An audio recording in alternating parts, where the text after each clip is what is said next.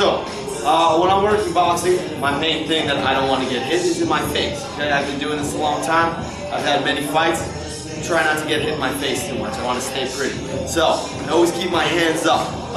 Rule of thumb when you first start boxing, a lot of guys do this that I've trained, I've done it myself, you know, top level pros do it. Just to make sure your hands are always up, you're kind of touching your knuckles underneath your eyes. Because the fragile part of your face is from the eyebrows to the chin. So this is where you want to be protected. The top of the head is very hard.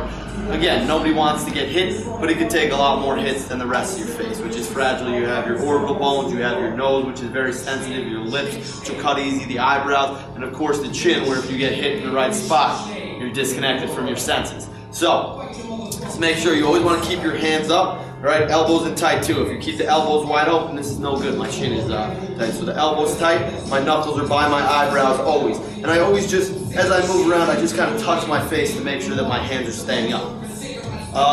Number two, if I'm blocking a punch from somebody, I don't want to keep my hand out here and try to bat it away. So what's going to happen is someone's just going to hit my own hand into my hand. I always keep it tight against my head. See, right here, it's now becoming like a helmet. So if someone hits me in the hand, I'm kind of protecting myself. Whereas if I'm here and they hit my hand, I'm hitting myself in the face. So always just kind of keep them up at about eye level so you can still see your opponent. Seeing you need to be able to see. Just make sure the elbows are in. That's the best way to start with the defense.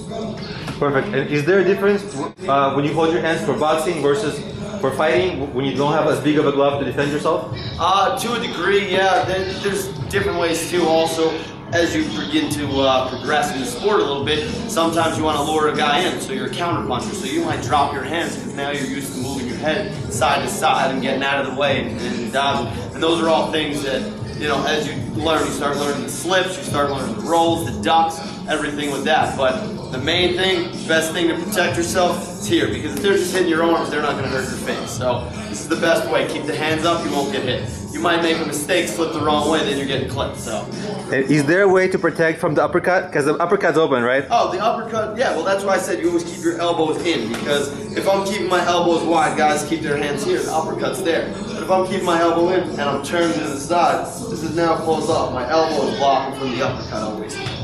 So, one more quick thing, something we do sometimes is just, it's called combing the hair, very simple. If I'm here, just kind of like I'm combing my hair. So my elbow is now blocking here, but you always want to be careful about combing the hair because the body's a target too. So you got to be able to move it from side to side. Comb the hair, bring it back down.